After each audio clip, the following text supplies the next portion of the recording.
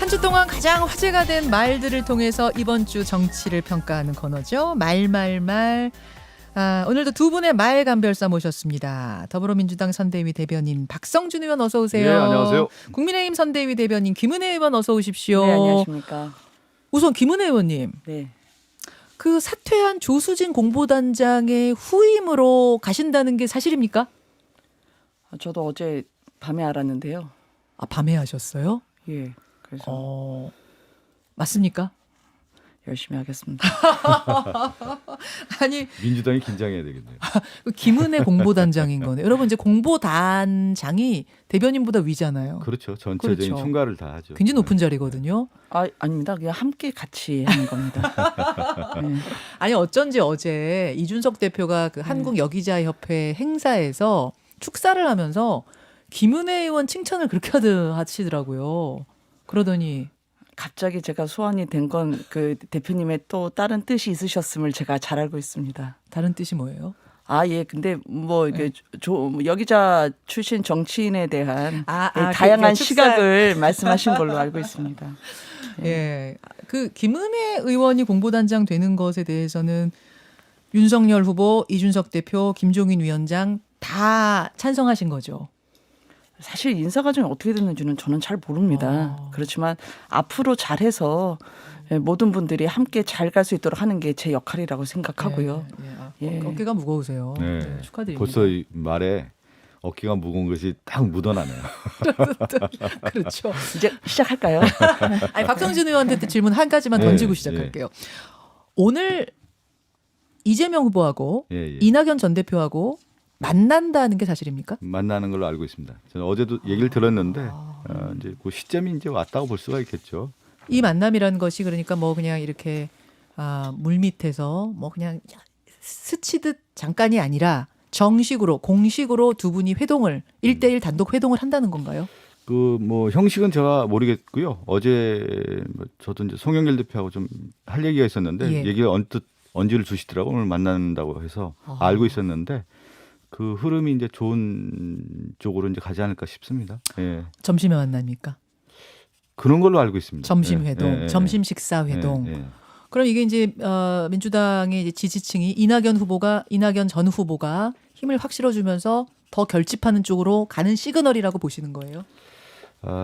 이제 항상 뭐 정당이라고 할 때 뭐 야당도 마찬가지지만 이제 경선 본선 과정에서 상당히 좀 여러 가지 이제 논란도 있고 아픔도 있죠. 그것을 보듬어주고 또 하나 된 힘으로 이제 가는 과정들이 또 필요하지 않겠습니까? 그 역할을 누가 하느냐면 사실 이제 이낙연 대표는 민주당의 어른이시고 또 이재명 후보는 이제 대통령 후보 아니겠습니까? 그런 만남을 통해서 민주당에 가야 하고 또 유권자들의 마음도 또 만들어내면서 가야 할 시점이 되기 때문에 지금의 어떤 만남이 이루어지지 않았나 싶습니다. 알겠습니다. 이 만남의 또 뒷이야기는 내일 듣도록 하고요.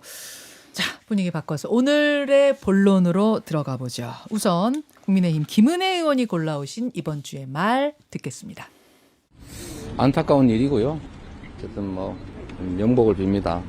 근데 수사라고 하는 게 정말 성역 없이 필요한 부분을 다 했으면 좋겠는데 제가 시장 재직 때는 몰랐고요. 합의 직원이었으니까. 제가 이분을 알게 된 거는 제가 도지사가 된 다음에 기소가 된 일이 있어서 모든 책임 전가를 이 회사에서는 이 김용기 처장한테 다 뒤집어 씌우려고 고소를 했다라는 거죠. 몸통은 놔두고 꼬리 자르기를 했다라는 거죠. 예, 그젯밤에 사망한 채 발견이 된 성남도시개발공사 김문기 처장. 이 김문기 처장의 사망 후에 민주당 이재명 대선 후보가 한 말, 그리고 고 김문기 처장의 유종 말까지 여러분 차례로 듣고 오셨습니다. 김은혜 의원님, 이 말들을 골라오신 이유는요? 오죽하면 상중에 유족분들이 나서셨을까라는 생각 때문에 유족분들의 말을 제가 따왔습니다. 돌아가신 고인이 대장동 화천대유를 심사하시고 배당 이득을 주관하셨던 부서장이셨죠. 그리고 공교롭게도 지금 지난 한 달 새 두 분이 대장동에 깊숙이 관여했던 심사위원으로 더군다나 선정했던 분들이 쓰러졌습니다. 심사위원 3명 중에 지금 2명이 숨진 거죠? 예, 뭐 다른 이제 상대평가를 할 때는 외부 심사위원도 계셨기 때문에 네. 내부 심사위원 중에 두 분이 돌아가신 거죠. 네.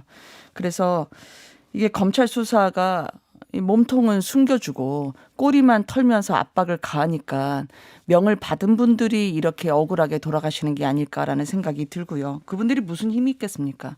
오죽하면 상주분들이 감당 못할 책임을 고인이 떠안아야 했다라고 이야기를 했을까요? 그래서 알고 보니까 어제 유족분들 말씀을 빌리면 고인이 1827억 부당이득에 대한 반환 청구 소송의 대상자가 될 수 있었다고 하더라고요. 민사소송이요. 예. 그렇습니다. 그래서 명을 받은 죄밖에 없는데 본말이 전도됐다. 사건의 본질을 그분이 반드시 진실하게 그리고 솔직하게 해명하고 더 이상의 억울한 희생자가 나오지 않게 해야 된다라고 생각합니다. 지금 말씀하신 그분은 누굽니까? 솔직하게 본질에 대해 얘기해야 되는 그분을 누구라고 생각하시는 거예요? 이 모든 것은 인허가권 그리고 인사권은 이재명 당시 성남시장이 쥐고 있었습니다. 그리고 대장동에 대해서 당군 일의 최대 실적이라 하신 만큼 공은 공대로 과는 과대로 밑에 분들이 명령을 수행했는데 그 부분에 대해서 감당 못할 책임을 지지 않게 그러면 이재명 당시 시장님 지금 후보님은 대장동과 관련해서 어떤 게 밝혀져야 되고 어떤 게 국민께 말씀드려야 되는 건지 설명했으면 좋겠고요. 그분이 몸통이라고 보시는 겁니까?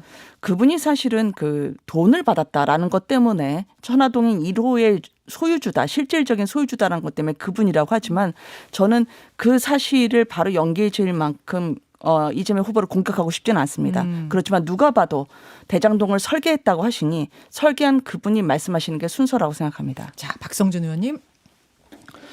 뭐 김문기 개발 사업 1처장인가요? 그분 이제 사망 소식 듣고 저도 좀 놀랐는데 일단 명복을 빌고요. 이제 가장 중요한 것은 이 시점에서 무엇을 해야 되느냐 아니겠습니까? 이제 수사기관이 이제 공정하고 신속한 수사를 할 필요가 있다라는 말씀 다시 한번 드리겠고요. 지금 시점에서는 이제 수사가 좀 부족하다는 야당의 지적도 있고 또 지금 이렇게 온 시점에서는 이제 특검이 추진이 돼야 해서 진실을 규명할 필요가 있다는 말씀드리겠습니다. 그리고 이제 특검 논의에 대해서는 여야가 머리를 맞대고 정말 지체 없이 또 성역 없이 조건 없이 특검을 통해서 진실 규명하는 것이 고인들에게도 그렇고요. 지금 많은 시민들에게도 할 도리를 다하는 것이 아니냐. 그래서 빨리 특검 논의에 착수를 할 필요가 있다는 말씀드리겠습니다. 일단 이제 수사를 앞으로 어떻게 할 것이냐, 뭐 특검으로 할 것이냐, 어떻게 할 것이냐의 이야기는 조금만 차치하고요. 우선 네. 김은혜 의원께서는 이제 그분 그러니까 이재명 후보가 나서서 본질에 대해 설명하고 이 상황에 대해 이제 뭐 책임감 있게 말씀하셔야 된다고 하셨는데 이재명 후보는 고 김문기 씨를 성남시장 시절에는 아예 몰랐다. 어제 그러셨어요. 이 존재도 몰랐다. 근데 김은혜 의원은 알았다라고 어제 밝히셨더라고요. 모르실 수가 없었다라는 거죠. 왜냐하면 김문기 고인을 이재명 후보가 이미 본인이 대표로 있는 성남정책연구원 시절에 세미나를 주관하고 토론자로 초청했던 그 사진이 있고요. 자, 김은혜 의원실에서 어제 공개한 사진을 좀 보겠습니다. 이재명 후보는 이 김문기 씨라는 인물을 몰랐다라고 했는데 이 사진 지금 유튜버 레인보우로 보여드리고 있는 이 세미나 사진은 뭔가요? 저 세미나 사진이 이제 리모델링 활성화 정책 세미나인데요. 당시에 변호사였던 이재명 후보가 리모델링 사업에 관심이 많았습니다. 그때 함께했던 분들 지금 여기 이제 유동규 그리고 현역 지금 의원님도 계시고요. 네.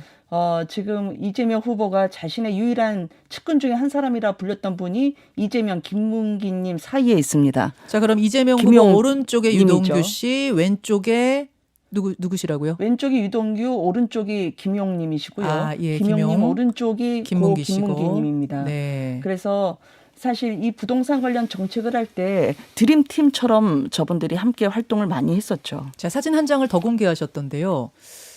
이 사진은 이 사진은 지난 2015년 1월에 이 트램과 관련한 호주와 뉴질랜드 방문 때 10박 11일이었죠. 그 당시에 고 김문기님과 함께 여행이라기보다는 현장 해외 출장을 다니셨던 사진입니다. 호주 10박 11일 네. 총 9명이 간 겁니까? 11명이 갔군요. 인원 11명 써 있네요. 네. 다만 이 중에 중요한 것은 당시에 이재명 시장님께 이 트램과 그리고 앞으로의 그 현장 사업 발굴을 통한 네트워크에 대한 설명을 하실 분은 딱 두 분이었습니다. 구속된 유동규 그리고 고인이 되신 김문기 님이죠. 저렇게 같이 갔다 호주 여행을 열흘을 갔다 왔는데 어떻게 모를 수가 있느냐 지금 그 질문이신 거예요. 보통 이 수행을 저렇게 밀착으로 하시는 분이고 그리고 그동안 이런 리모델링과 부동산 관련 또 대장동의 핵심으로서 계셨던 분인데 모르셨다고 얘기하기보다는 차라리 옛날에 한번 뵀는데 기억은 잘 안 난다라고 얘기를 하면 더 좋았을 뻔했다라고 생각을 합니다. 지금 청취자 한 분이 그냥 스쳐 지나가는데 사진 찍힌 건 아니냐 이렇게 말씀하시는데 오늘 함께 사진을 찍고 이재명 후보님이 여행을 같이 가는 데에 사인을 했던 서류를 또 추가로 공개할 예정입니다. 여행을 내내 같이 수행했다는 거죠. 그렇습니다. 자, 박성준 의원님. 보통 이제 우리 김 의원도 그렇고 저도 이제 조직 생활을 오래 하지 않았습니까? 네, 네. 조직 생활하다 보면 수많은 사람을 만나거든요, 사실은요. 근데 회사 같이 일을 하더라도 그냥 얼굴만 알지 말을 섞지 않는 경우 상당히 많습니다. 그런 경우에 이제 보통 그러면 이제 윗사람은 여러 사람을 대하기 때문에 모르는 경우가 상당히 많고요. 또 아랫사람 입장에서는 그분과 이제 일을 하기 때문에 오히려 더 친근감을 느끼는 경우도 좀 있는데 그런 상황일 수도 있다는 생각이 좀 들고요. 또 지금에 와서 이제 가장 중요한 것은 이 문제에 대한 진실을 밝히는 거 아니겠습니까? 그것이 이제 가장 중요한 시점이라고 봐요. 저는 언제 일을 하느냐에 대한 부분이기 때문에 지금은 앞서 제가 얘기한 것처럼 신속한 수사를 통해서 진실을 규명하는 것이 매우 중요하다. 그렇게 하기 위해서는 바로 특검에 대한 것들로 여야가 이제는 머리를 맞대고 본격적인 논의를 해야 될 시점이 아닌가 싶습니다.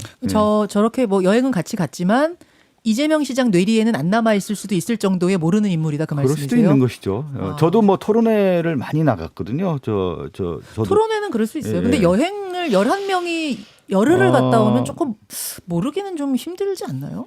그 사람에 대한 존재는 알 수도 있겠죠. 그렇지만 이제 실제 얼만큼 우리가 친숙도, 친밀도가 있느냐에 대한 부분은 잘 모를 수도 있는 겁니다.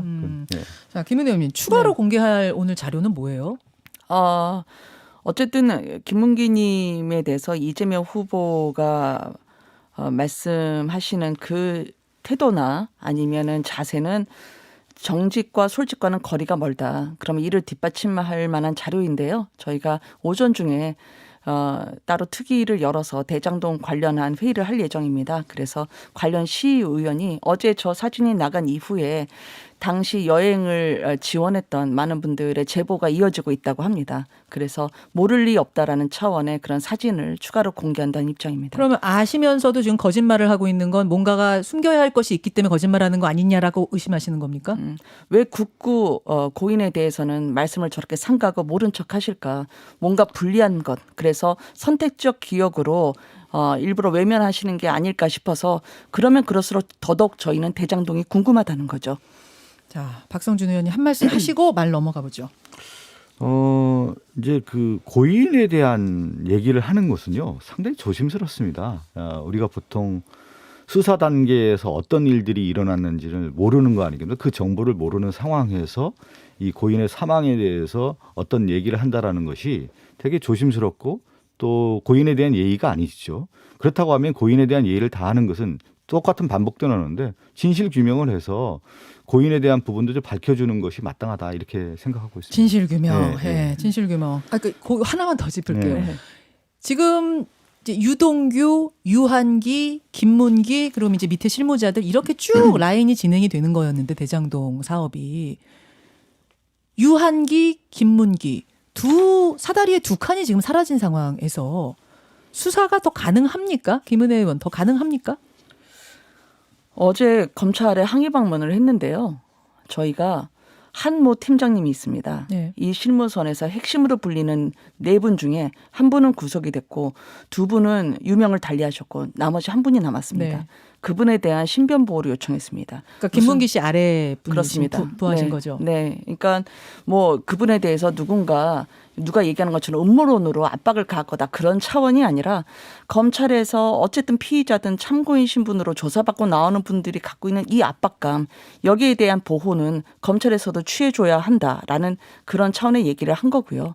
그리고 이렇게 모든 대장동의 비밀을 알고 있는 분들이 저렇게 세상을 뜨면 윗선에 대한 수사는 불가능해집니다. 그렇기 때문에 이 고리가 차단됨으로써 안전하게 보호받게 될 윗선에 대해서는 저희는 특검으로밖에 해결할 수 없다 생각하고요. 더 이상의 희생을 막기 위해서도 이제 침대 축구 같은 특검 협상 말고 돌아와 주셨으면 좋겠습니다. 이제 그 문지당 수사 지금 얘기하셔서 그런데 이제 가장 예. 기본은 수사는 돈의 흐름 아니겠습니까? 돈이 어떻게 흘러 들어갔고 어떻게 흘러나왔는지. 그러면 대장동 개발과 관련된 시드머니를 살펴봐야 되는 거 아니겠습니까? 그래서 부산저축은행 부실 수사 관련해서 그 돈이 1,155억이 대장동의 토지 매입 비용으로 들어갔다는 거 아니겠어요? 그 돈이 왜 들어갔는지, 그 당시 검사했던 윤석열 지금 후보는 왜 그 당시 무혐의를 다 처리했는지에 대한 조사부터 시작하고, 또 하나가 50억 클럽 아니겠습니까? 50억이 그러면 보통 우리가 이 돈을 받는 사람 경우는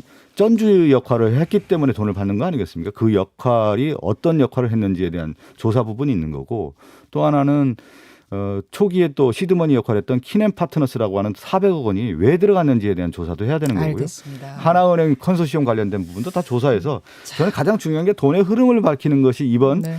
사건의 가장 본질이다 이렇게 말씀드리고 싶습니다. 여기까지 네. 김은혜 의원의 말을 한번 우리가 연구해봤고요. 박성준 의원이 골라오신 이번 주 말로 넘어가 보죠. 울산에서의 회동이 누군가에게는 그래도 대의 명분을 생각해서 할 역할을 해야겠다는 책임감을 안겨줬다면 일군의 무리에게는 한 번 얼렁뚱땅 마무리했으니 앞으로는 자신들이 마음대로 하고 다녀도 부담을 느껴서 지적하지 못할 것이라는 잘못된 자신감을 심어준 모양입니다. 아무리 지금 선거철이라고 그래도 유계질서가 딱 있는 건데 예. 조수진 홍보본부장이 좀 오버한 얘기를 하지 않았나 이렇게 생각을 해요. 장안당규가 그런 걸 어떻게 징계해야 되는지 정했는지 모르겠는데 예. 검토할 대상은 될 수 있다고 봐요. 예, 국민의힘 이준석 대표, 김종인 총괄선대위원장의 말을 차례로 듣고 오셨어요. 왜 골라오셨을까요? 그 이준석 대표의 말에 다 답이 있는 것 같습니다. 이번에 그러면 선대위 관련해서 이렇게 파란이 일어난 본질이 뭐냐, 일군의 무리라고 하는 표현을 쓰지 않았습니까? 네. 그러면 저는 첫 번째 본질은 국민의힘 내부에 권력 투쟁이 있는 것이다. 내부 투쟁이 있는 것이다. 그러니까 이준석 대표를 배제하기 위한 싸움에서 나온 것이 이제 일군의 무리, 이제 속칭 윤핵관이라고 하는 거죠. 윤핵관. 윤석열 핵심 관계자들이 이준석을 배제하는 거고, 보통 선대위원장과 후보 이렇게 이제 파트너십으로 이루어지는 건데 네. 역할 분담이 분명히 있는데 이준석 대표에 대한 역할을 주지 않았다는 거죠. 그것이 이제 하나의 큰 흐름인 것 같고, 두 번째는 방향성에 대한 건 것 같아요. 김건희 씨와 관련된 허위 경력이라든가 유죄의 문제를 어떻게 처리할 것이냐에 대한 논의하는 자리에서 네. 충성파가 분명히 있는 거고요. 또 이준석 대표는 아마 객관적으로 이 부분을 국민의 눈높이에서 처리를 할 거라고 이제 생각했었는데, 그러니까 노선에 대한 방향성에 대한 차이가 있었다. 그리고 세 번째는 저는 윤석열 후보의 리더십이 없다라는 거예요. 이런 문제가 있었을 때 가장 중요한 것은 후보가 문제를 해결하고 가르마를 타주고 그러면서 능력 있고 유능한 모습을 보여줘야 되는데, 여기에는 리더십 자체가 없기 때문에 후보가 빠져 있다라는 것이죠. 그렇기 때문에 김종인 위원장에게 그립감을 줘서 문제를 해결하겠다고 하는 건데, 앞으로도 가장 중요한 후보의 덕목 중에 하나는 위기관리란 말이죠. 사람 관리인데 이 위기관리와 사람 관리가 되지 않고 다른 사람이 떠넘기는 걸 봤을 때 이런 악순환, 또 다른 어떤 파란은 일어날 수밖에 없다 이렇게 보고 있습니다. 민주당 분들이 요즘 국민의힘 해법을 제일 자세하게 알고 계시는 것 같아요. 나오시는 분들마다 민주당이 국민의힘에 제시하는 해법이 굉장히 구체적인데, 지금도 보면은 윤핵관. 지금 얘기 나오잖아요. 일군의 무리, 네. 김종인 위원장 유익해졌어, 징계, 이게 안 되고 있지 않습니까? 누가 하는 거겠습니까? 후보가 못 하고 있는 거죠. 자, 김은혜 의원님, 공보단장님. 여기 조언 감사하고요. 박 의원님, 저희 선대위 고문으로 모시고 싶어요. 예. 우리가 우리의 모습은 잘 못 보니까 거울이 필요하죠. 그래서 이렇게 말씀 주시는 것도 필요하다고 생각을 합니다. 일단 국민께 송구하죠. 이게 하루하루 소중한 시간들이 흘러가고 있고 네. 정권 교체라고 하는 이제 언제 다시 잡을지 모르는 국민들의 바라는 여망을 저희가 받들어야 되는데 제대로 그걸 못해서 부족해서 죄송하다고 생각합니다. 신속하게 수습하기 위해서 많은 분들이 애쓰고 있고요. 이준석 대표의 충정을 이해합니다. 그리고 이준석 대표와 사실 윤석열 후보 간의 신뢰관계는 어느 누구도 부정할 수 없을 만큼 돈독하게 쌓여 있습니다. 진짜 그래요? 네. 그렇지 않다고 그거는- 봅니다 저는. 좀 왜 불문하지고요. 다만 보통 저희가 커뮤니케이션 소통이란 걸 할 때 네. 이게 신뢰관계가 쌓였다 하더라도 매번 두 분이 만날 수 없으니 절차를 거치고 단계를 밟아갈 때 느끼는 그 소통의 군살이라는 게 있죠. 군살. 예, 이준석 대표는 그거를 메모드에 수염을 깎는다고 표현을 했고요. 그런 메시지에 혼선이 있을 수 있는 혹은 정체가 있을 수 있는 이 걸림돌들을 앞으로 제거하는 작업을 하게 될 거고 그 면도날을 이제 김종인 위원장이 잡고 가게 되지 않을까라고 생각합니다. 그 걸림돌들을 이제 이준석 대표는 윤핵관이라고 표현하는 거고 박성준 의원도 지금 윤핵관이라고 일군의 표현하셨는데 무리라고 하는 얘기가 그거 일군의 무리. 아니겠습니까? 근데 아까 김재원 최고위원은 윤핵관이라는 존재 자체가 없다. 실체가 불분명한 것을 가지고 지금 이준석 대표가 그러는 것 같다라고 하시더라고요, 박 의원님. 그렇지는 않을 겁니다. 왜 그러냐면 이제 그 모든 정치 과정들을 보면 대선 후보에서 이제 충성파가 있는 거거든요. 그러니까 핵심 세력들이 있는 거고 그 핵심 세력들과의 우리가 보면 이제 측근이라고 하는 무리가 분명히 있는 거거든요. 네. 그런 가운데 이제 그 권력 투쟁들이 일어나는 건데 앞서 그 얘기했잖아요. 이준석 대표와 이제 소통이 잘 되고 신뢰관계가 있다라고 하는 건데 저는 신뢰관계가 형성되지 않았다고 봐요. 왜 그러냐면 모든 정치 관계에서 신뢰관계가 형성되면 설명하지 않아도 서로 알아주는 거죠. 근데 이제 설명하고 그거에 대한 얘기를 하기 시작하면은 이미 이제 신뢰관계가 깨졌다고 보는 거예요. 그러니까 한 번 깨지지 않았습니까? 지난번에 울산 회동하면서 깨졌던 걸 이제 네. 봉합하면서 폭탄주로 화합을 했다라고 하는데 그 자체가 뭐냐면 실제 신뢰관계가 형성됐다면 거기까지 가지 않는 거죠. 그리고 이번에 이제 이준석 대표가 다시 이제 상임 선대위원장으로 왔을 경우에는 네, 네. 그 이준석 대표에 대한 예우가 있어야 되는 거예요. 예우가 없기 때문에 이런 문제가 나는 거죠. 제가 늘 얘기하는 거지만 정치 영역에서 가장 조심해야 될 게 뭐냐면 우리가 이제 인간이 이성 영역, 감성의 영역이 있는데 네. 감정의 영역이 있어요. 이 감정은 네. 그 사람에 대한 인정이에요. 인정을 해줘야만 서로 신뢰관계가 싹트고 일을 할 수가 있는 건데 가장 근본적 문제는 이준석 대표에 대한 인정을 하지 않았다는 거예요. 그거 누가 하지 않았느냐? 핵심들이 안 하는 거죠. 그러니까 배제되는 거고 이런 사태가 나왔다고 보는 거죠. 이제 저는 좀 궁금한 게 그럼 이제 윤석열 후보가 김종인 위원장한테 난 이 사태 해결을 일임한다라고 하지 않았습니까? 이제 구원투수처럼 김종인 위원장에게 지휘봉을 넘겼어요. 방망이를 넘겼어요. 김종인 위원장은 그럼 이 상황을 잘 마무리하고 수습하고 선대위를 쇄신해 갈 수 있을까? 요거 하나. 또 하나. 이준석 대표는 선대위로 돌아올까? 아니면 이준석 대표 없이 갈까? 김은혜 의원님 어떻게 보세요? 윤핵관이라는 분들이 누군지 모르겠는데 그런 분이 있었다면 지금 이번 일로 윤석열 후보가 김종인 위원장에게 일임을 하면서 네. 선대 운영을 해달라 정권을 부여하지 않았을 겁니다. 그건 뭐냐면 이준석 대표가 늘 함께하는 우리가 혁신을 하고 또 당과 국민이 뽑으신 후보 대표이기 때문에 메시지를 전달하는 데 있어서 김종인 위원장과 지금까지 시너지를 내려고 했었고요. 그리고 그런 면에서 김종인 위원장이라는 분을 통해서 어쨌든 다시 한번 저희가 단합의 기회를 형성할 거라고 생각을 하고 저희가 정권교체라는 대의명제 앞에서 분열할 자유가 없어요. 근데 김종인 시간이 없습니다. 위원장이 전처럼 이렇게 그립감을 가지고 쫙 몰아가기가 참 어렵다. 어제 이준석 대표 뭐라 그랬냐면은 이번에는 김종인 위원장도 쉽지 않을 거다 그러시더라고요. 그 쉽지 않을 거라는 문장을 제가 한번 펼쳐봤는데요. 네. 그게 아마 지금 워낙 수백 명의 선대위가 있기 때문에 이분들을 한꺼번에 몇십 명으로 축약을 해서 나머지 분들은 편히 계시죠 라고 얘기할 만큼 그렇게 가기는 어려울 것이다. 왜냐하면 시간이 지금 얼마 남지 않았고 이 안에서 뭔가 최대 효과를 발휘할 수 있는 것이 무엇인가 그 방법을 고민하고 있다고 생각합니다. 제가 예전에 그 얘기를 했을 겁니다. 상당히 자중질환에 빠질 수밖에 없다라는 얘기 혹시 뭐 했었어요. 기억나시죠? 하셨어요. 이건 네. 앞으로도 계속 그럴 수밖에 없는 건데 후보의 유능함과 능력이 있으면 모든 문제를 타개하고 나갈 수가 있는 것이죠. 그래서 윤석열 후보는 실제 그 얘기도 했단 말이에요. 제가 어떤 얘기를 했냐면 김종인, 김병준, 김한길 이런 병풍을 세운 건 디바이드 앤 룰을 하려고 하는 의도가 보인다고 했는데 디바이드 앤 룰, 그러니까 분할 통치를 할 수 있는 것은 후보의 굉장한 능력이 탁월해야 되는 거예요. 그 자체가 어려울 것이다라고 제가 말씀드리지 않았습니까? 그런 가운데 의도도 실제 안 됐단 말이에요. 근데 제일 중요한 것은 뭐냐면 이준석 대표의 파트너십인 거거든요. 20, 30대를 대변할 수 있는 네네.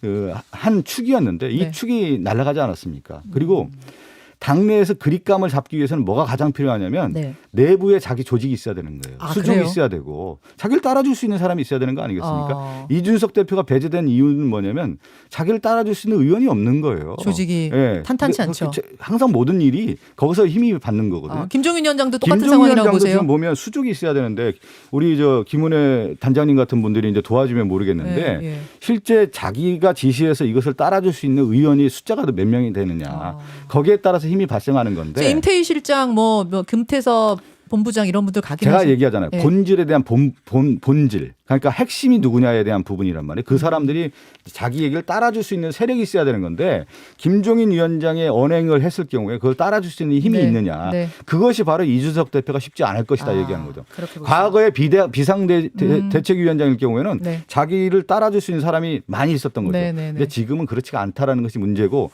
보다 핵심은 뭐냐면 윤석열 후보가 이러한 문제를 해결할 수 있는 능력이 있느냐. 여기에 가장 큰 의문점이 있다는 것이죠. 자, 지금 1분 남아서 하나만 네. 단답형으로 묻고 끝내겠습니다. 그래서 이준석 대표 복귀할까요? 단답형으로. 저는 복귀하지 않을 거라고 봅니다. 하지 않을 거다. 네. 김은혜 의원님.